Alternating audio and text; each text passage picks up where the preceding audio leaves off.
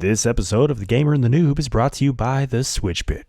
Check out The Switch Bit on YouTube, Instagram, and Twitter for gaming news, music, and more. I can game with you, play when we want to. I can game with you, the gamer and the noob. I can play with you, game when we want to. I can play with you, the gamer and the noob.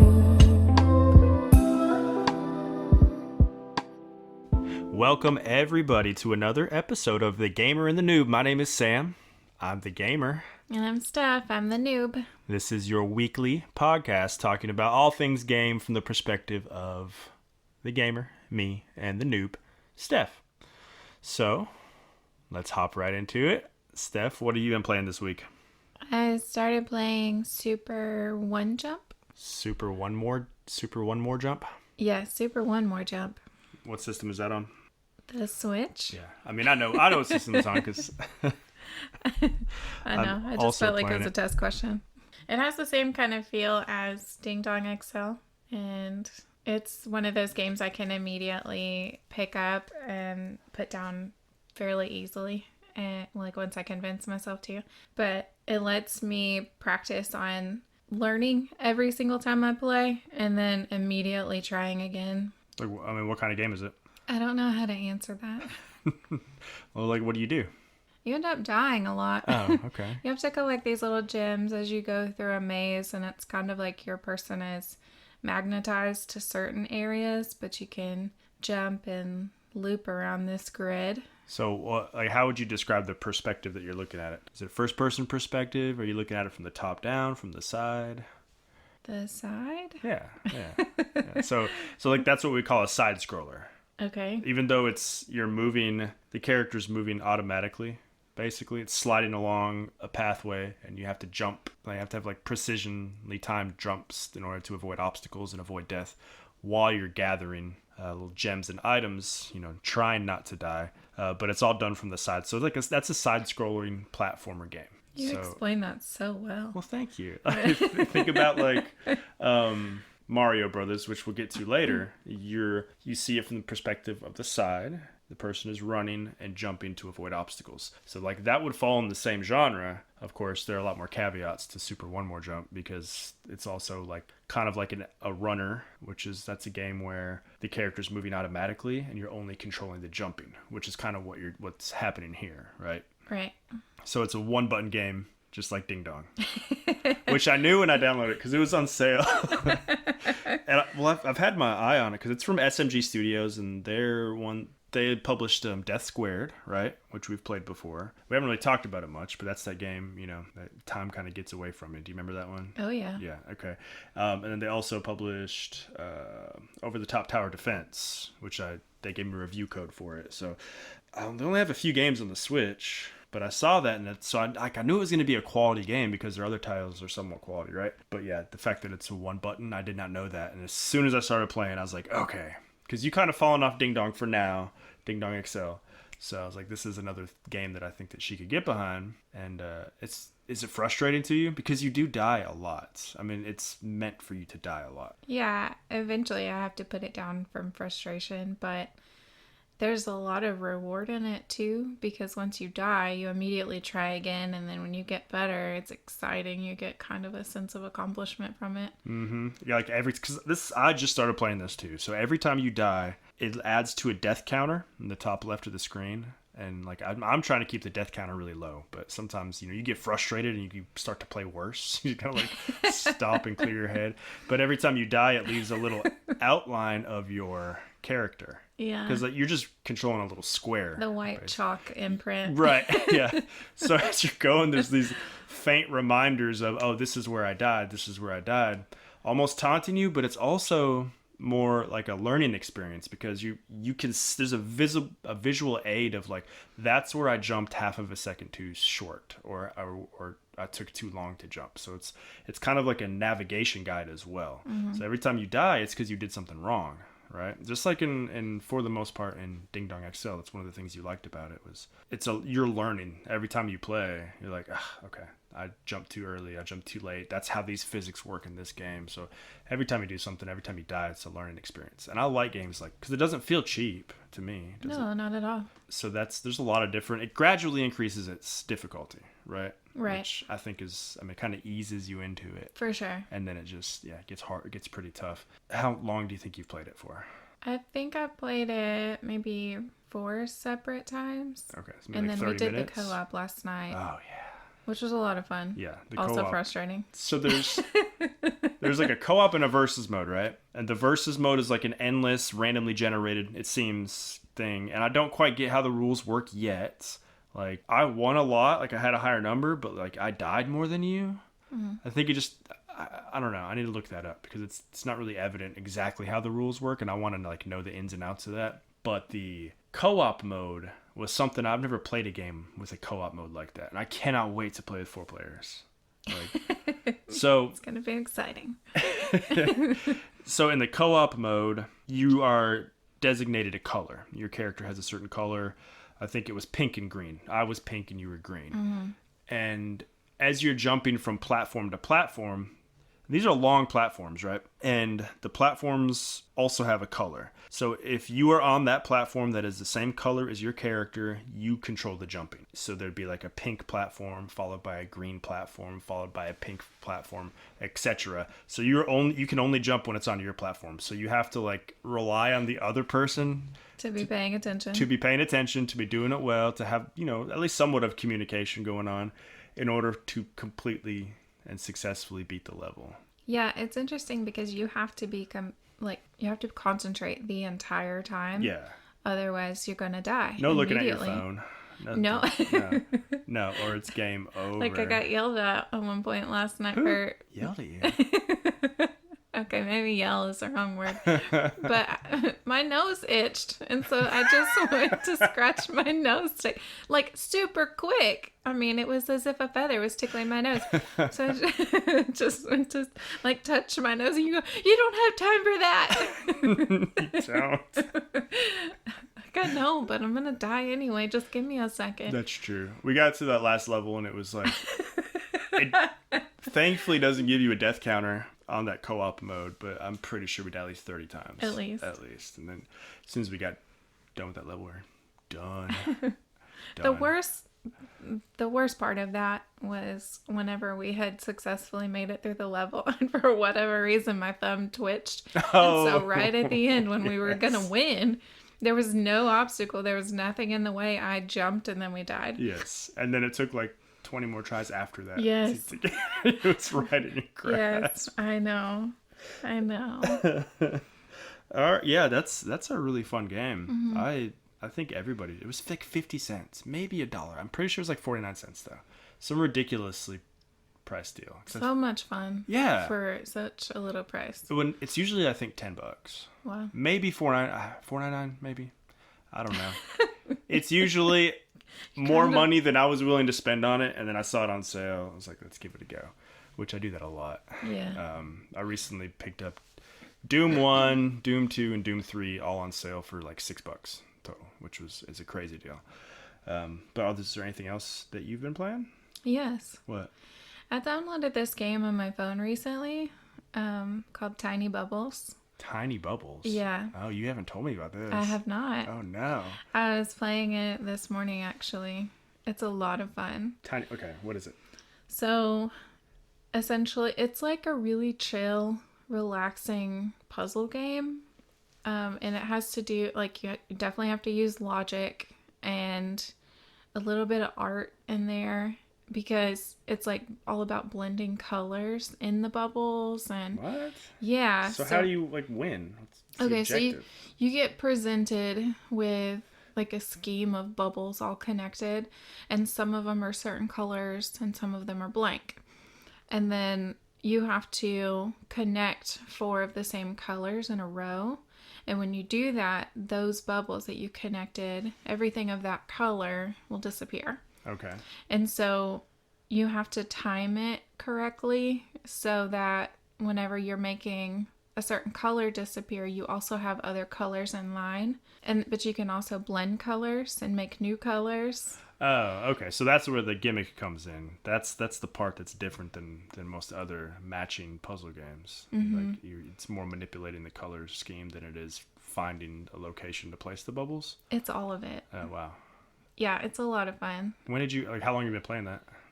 Today was the first day I opened it up, but I played it for a while I wasn't feeling so great. Was it free? I don't think it was free. I think it might have been it may have been. I think it was free to get the original version. Oh, okay. And then I was playing it. I went through all of the the teaching section where they show you all the tricks they're going to use, which was a lot. It was 30 levels or something of just teaching you a new thing each time. Wow. And then it said you could download the more expensive one. It was $3.99 is what I paid, but it opens up all these different worlds that you can manipulate and lots of different puzzles. And then it also said if you want to buy it, then you'll support an artist or whatever, and I can get behind that. Yeah, so, that's neat. Because it's super chill. Typically I don't buy games on my phone, but if I do, it's just something I want to play while I'm in a waiting room or in line at the grocery store. So I don't want something super crazy or whatever. So it's the opposite of Super One More Jump that we were just talking about. Kind of. Yeah. It's really chill. It's got cool, relaxing music in the background, but also kind of exciting. And there's this little fish that is just the cutest thing. His name is Bloop. And he is both helpful and not helpful at certain times, because in certain levels he'll add bubbles to you, but you have to strategize so that he'll add the color that you want where you want it, but you can't really you can't control where he goes. You just have to anticipate. Interesting. Yeah, it's a lot of fun. You should try it. I'll try it out. I was playing it thinking that you would enjoy it. Really? Mm-hmm. I have to really like a puzzle game to get into it. There's a few that I've gotten into.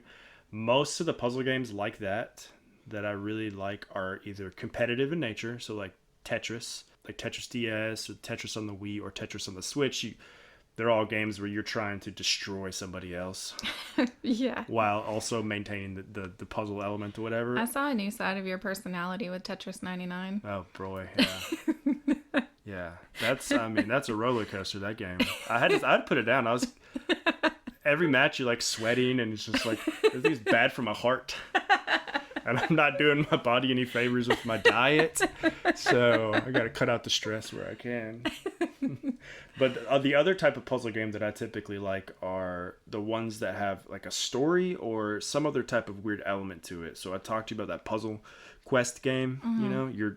You're going actually on an overworld map and you're fighting other people, and the way that you're actually fighting though is through the puzzle. So many red ones together, it's this. And there's another one called Iron Clast or Iron Cast, I think is what it's called, for the Switch and other systems. But you have mechs, and then if you get all mech, it's a mechanical robot that you control that has guns on it and stuff. Yeah, they're called mechs. There's a huge subcategory of video games and media in general that focuses on mechs, and I think that stuff's really cool. But if you need fuel or gas, those are different little bubbles in the playing field. So if you need ammunition, you'd have to line up, try to get the purple ones or the yellow ones, and that's going to help you attack the other person as you're also playing a puzzle game. Those are the kind of puzzle games that I typically like. But nowadays, I don't know, chill sounds good. I don't get a whole lot of chill gaming. just by my nature, Yeah. I'll fall asleep. Well, because it had to do with a little bit of logic and it's brightly colored. It's really relaxing. It has to do with blending colors. I originally got it for Evie, actually. Really? So I wanted to play it and see if it was something that she liked, and then here I am, on the early stages of addiction with this game. And yeah, okay, so we gotta be careful. Yeah. All right. Another game that's all you've been playing? Pretty much. Besides what we played? Yeah. Okay. So I've been playing. Just very recently, I got called out on Twitter. So let me find the Twitter handle.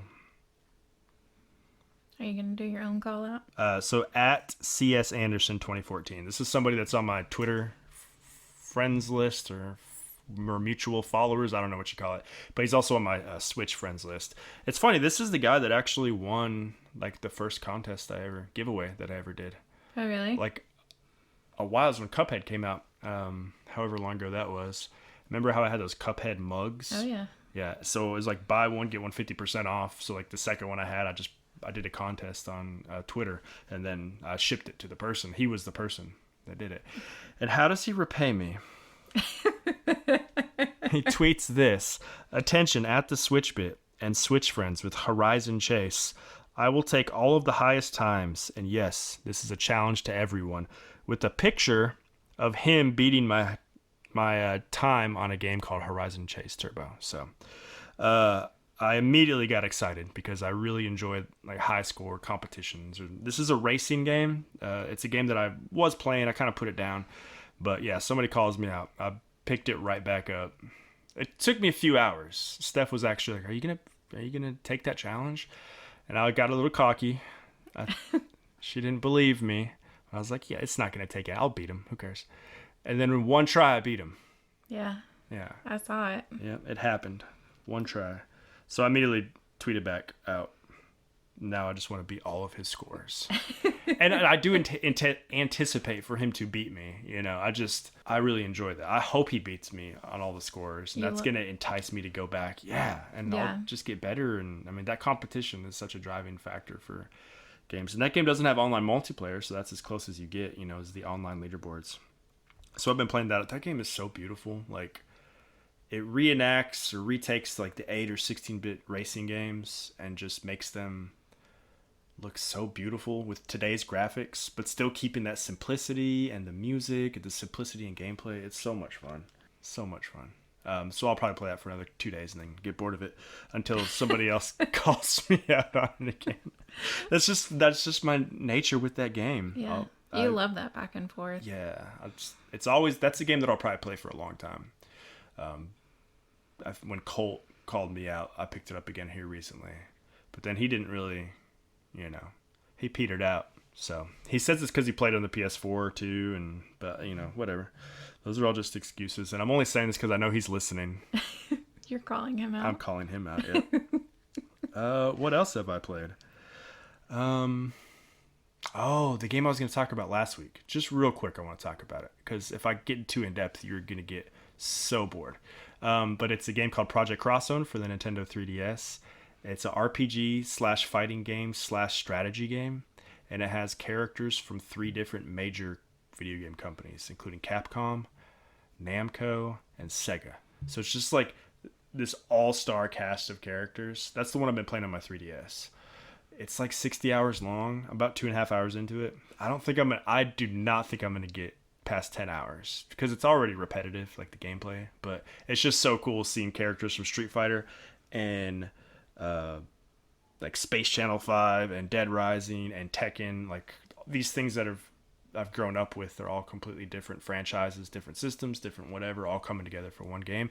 And it's made by Monolith Studios, which they're the company who developed Xenoblade. So it's like everything I love in one, but I feel like I should love it more. You know? You're so excited. I know. I feel like if you could like control the fighting a little bit more in that game, I'd probably like it a lot more. So just because we're kind of in more of a time crunch, this is going to be a shorter episode, and we're going to talk about what we played last night, which was NES games. All right. Prior to playing, you said you didn't really have any experience with the NES. But once we actually started playing the games, you realized that you may have. You just forgot. I realized I had a lot of memories that I didn't know that I had. Specifically, Mario Brothers 2 and Mario Brothers 3. Those were the 2. Correct. So we played Mario 1, Mario 2, and Mario 3. Which one of those did you like the most? The one I got all the nostalgia feels with was Mario 2. Mario 2. Yeah. Okay. The moment that you picked up a radish and threw it, it was like fireworks went off in my head. I was like, what in the world? Like, I remember that. Yeah, there's that. It was really cool to see that too. I don't know. It was like a light bulb went off, and I was like, oh, my childhood. Yeah, that you forgot existed. That, and then when I picked up the POW block and threw it down, and you were like, now I know I've played this, or at least seen somebody play it, right? Yeah. My cousins didn't share very well, and so I ended up watching a lot. Yeah. I don't think I did a lot of the playing, which is why I probably forgot that I had those memories. But yeah, I definitely remember seeing it and like stumbling around. And that little map, where you have to decide. And Mario Brothers 3. That's Mario Brothers 3. Okay, Mario 3. Yes. That was another time where you were like, oh, the World 1 map. I remember staring at that map a lot. So out of those 3, which one would you rather play again? First, probably Mario Brothers 2. Mario Brothers 2. Okay.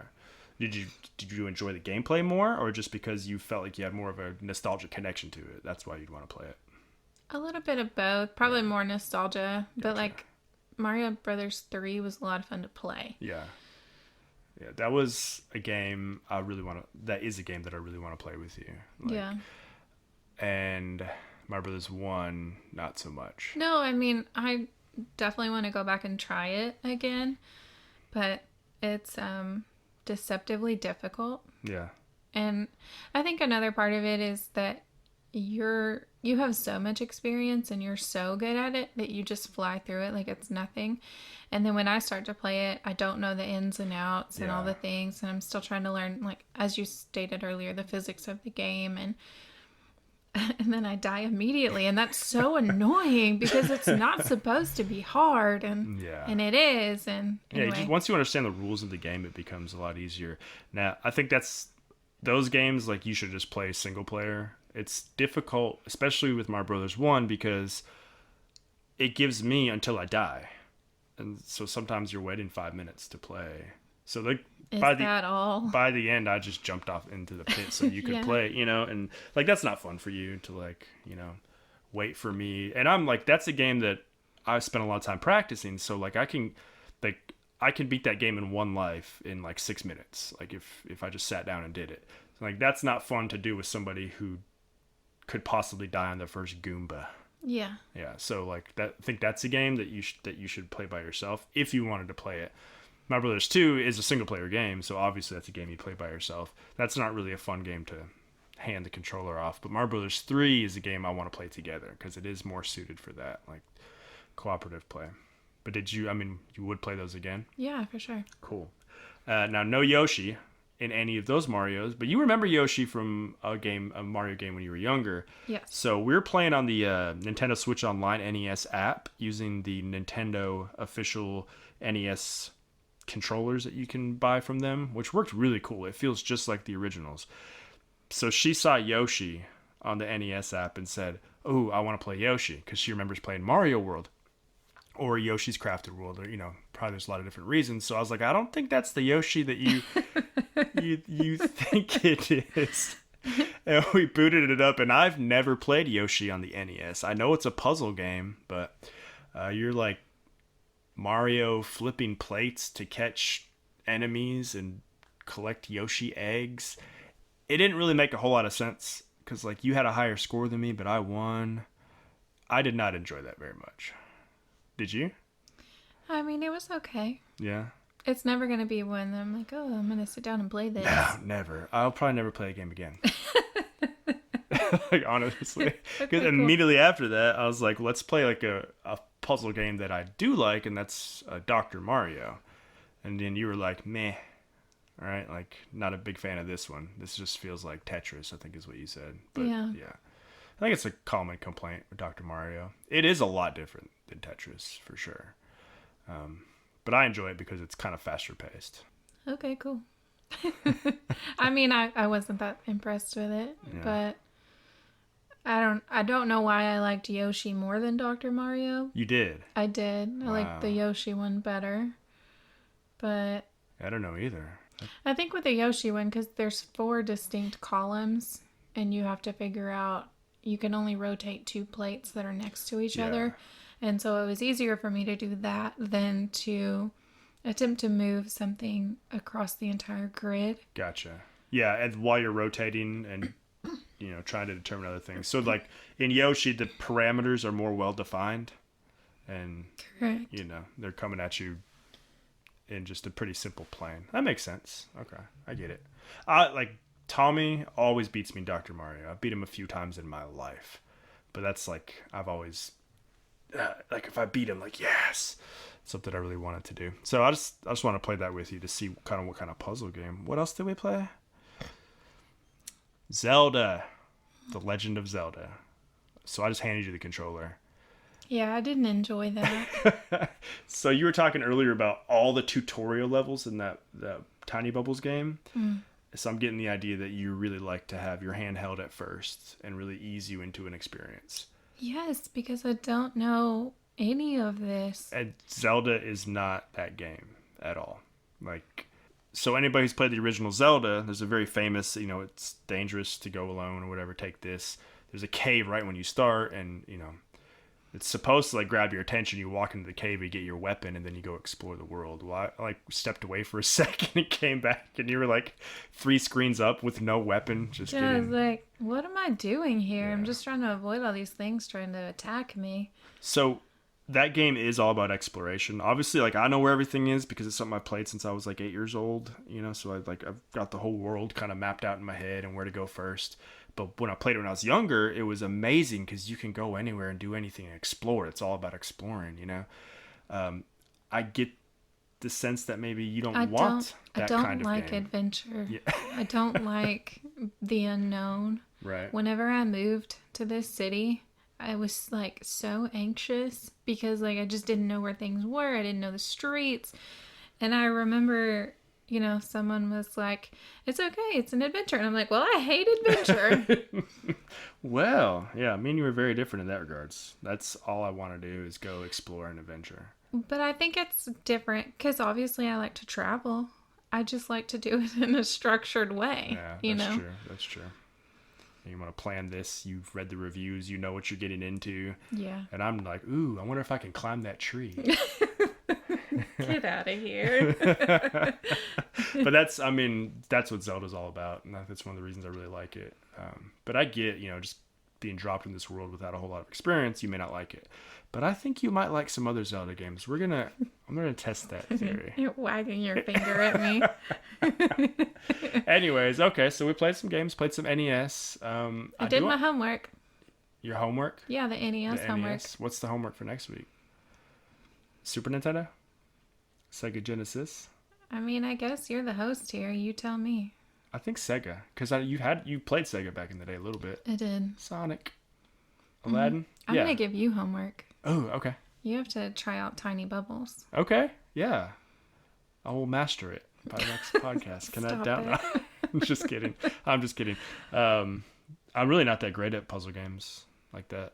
I'll enjoy it, but like. Well, I think that's all it is. It's just something to do while you're killing time and don't want to play something that'll melt your brain. Yeah, I need that too. Okay, we both got homework then. Yeah. All right. Well, that's it for this episode. It was shorter. Next week will be more of a full length podcast. But this week, if you followed me on Twitter, life kind of got in the way. So we'll be back full length with another game show too. This time, me asking Steph questions. What? I already got it planned. No. No, that doesn't sound fun. All right. Until next time, happy hunting, everybody. Bye. Bye.